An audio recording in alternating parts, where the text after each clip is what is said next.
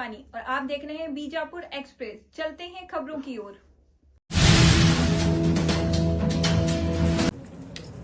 ಈ ದ್ವೇಷ ಭಾಷಣದ ವಿರೋಧಿ ಮಸೂದೆನ ಒಂದು ರೀತಿಯ ಅಘೋಷಿತ ತುರ್ತು ಪರಿಸ್ಥಿತಿ ಅಂತ ನಾನು ಕರೆಯಕ್ಕೆ ಇಷ್ಟಪಡ್ತೇನೆ.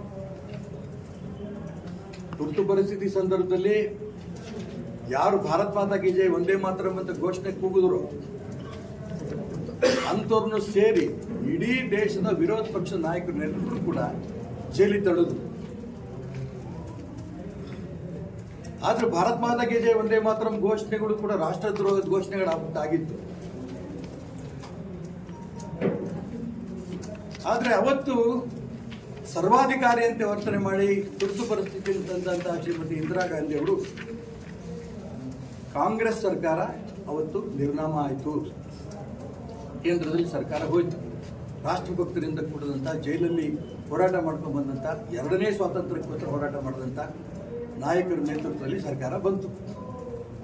ಈಗ ಈ ದ್ವೇಷ ಭಾಷಣದ ವಿರೋಧಿ ಮಸೂದೆ ಕಾಂಗ್ರೆಸ್ ಸರ್ಕಾರ ಇದೇನು ತಂದಿದೆ, ಆ ಹಿಂದೂ ನಾಯಕರನ್ನ ಹಿಂದೂ ಸಂಘಟನೆಗಳನ್ನ ಹತ್ತಿಕ್ಕಲು ತಂದಿರೋಂಥ ಒಂದು ಕರಾಳವಾದ ಶಾಸನ ಇದೆ.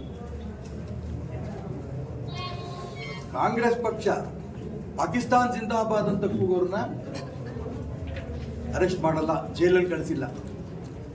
ಮೊನ್ನೆ ಬೆಳಗಾಂನಲ್ಲಿ ನಡೆದಂಥ ಅಧಿವೇಶನದಲ್ಲಿ ಸ್ವತಃ ಪರಮೇಶ್ವರ್ ಹೇಳಿಕೆ ಕೊಟ್ಟು ಪಾಕಿಸ್ತಾನ್ ಜಿಂದಾಬಾದ್ ಅಂತ ಇಷ್ಟು ಕಡೆ ಘೋಷಣೆಗಳು ಕೂಗಿದ್ದಾರೆ. ಅವ್ರು ಎಷ್ಟು ಜನ ಜೈಲಲ್ಲಿದ್ದಾರೆ? ರಾಷ್ಟ್ರದ್ರೋಹಿಗಳಲ್ವಾ? ಯಾಕೆ ಕಾಂಗ್ರೆಸ್ ಪಕ್ಷ ಪಾಕಿಸ್ತಾನ್ ಜಿಂದಾಬಾದ್ ಅಂತ ಕೂಗಿ ರಕ್ಷಣೆ ನೀವು ಮಾಡ್ತಾ ಇದ್ದೀರಿ? ಇದಕ್ಕೆ ಉತ್ತರ ಇಲ್ಲ. ಈಗ ದ್ವೇಷ ಭಾಷಣ ಅಂದಂತ ನೆಪದಲ್ಲಿ ತಮಗೆ ಬೇಕಾದವ್ರನ್ನ ಅರೆಸ್ಟ್ ಮಾಡೋಕ್ಕೆ ಒಂದು ವ್ಯವಸ್ಥೆ ಮಾಡ್ಕೊಂಡಿದ್ದಾರೆ. ಅದು ಜಾಮೀನು ಇಲ್ಲ. 1 ರಿಂದ 7 ವರ್ಷದ ತನಕ ಮೊದಲನೇ ಸರಿ ದ್ವೇಷ ಭಾಷಣ ಅನ್ನೋರಿಗೆ ಶಿಕ್ಷೆ, ಜೈಲು ಶಿಕ್ಷೆ. ಎರಡನೇ ಸರಿ ಆದರೆ 2 ವರ್ಷದ 10 ವರ್ಷದ ತನಕ. ನನಗೆ 7 ಕೇಸ್ ಇದೆ ನನ್ನ ಮೇಲೆ ಇವತ್ತು. 70 ವರ್ಷನೂ ಜೈಲಾಗಿರ್ಬೇಕು. ಹೀಗೆ ಒಂದು ರೀತಿಯ ಸರ್ವಾಧಿಕಾರಿ ಧೋರಣೆ ಇವತ್ತೇನು ರಾಜ್ಯದಲ್ಲಿ ಕಾಂಗ್ರೆಸ್ ಸರ್ಕಾರ ನಡೆಸ್ತಾ ಇದೆ, ಇದನ್ನು ಯಾವುದೇ ಕಾರಣಕ್ಕೂ ಕೂಡ ಕರ್ನಾಟಕ ರಾಜ್ಯದ ಪ್ರಜ್ಞಾವಂತ ಮತದಾರರು ಇದನ್ನು ಒಪ್ಪಲ್ಲ.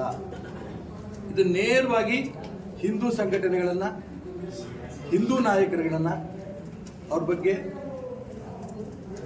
ಜೈಲಿಗೆ ಕಳಿಸಿ ತಾವು ಆಡಳಿತ ನಡೆಸಬೇಕು ಅನ್ನೋಂಥ ಒಂದು ಮಸೂದೆ ಈ ಮಸೂದೆ ಆಗಿದೆ.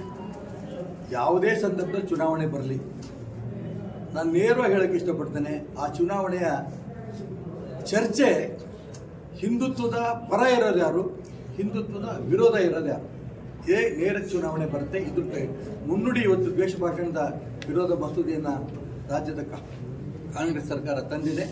ತುಂಬ ಸ್ಪಷ್ಟವಾಗಿ ಹೇಳ್ತೇನೆ, ಹಿಂದುತ್ವದ ಪರವಾಗಿರೋಂಥ ಸರ್ಕಾರ ಕರ್ನಾಟಕ ರಾಜ್ಯದಲ್ಲೂ ಕೂಡ ಮತ್ತೆ ಬರುತ್ತೆ ಅನ್ನೋಂಥ ವಿಶ್ವಾಸ ನನಗಿದೆ.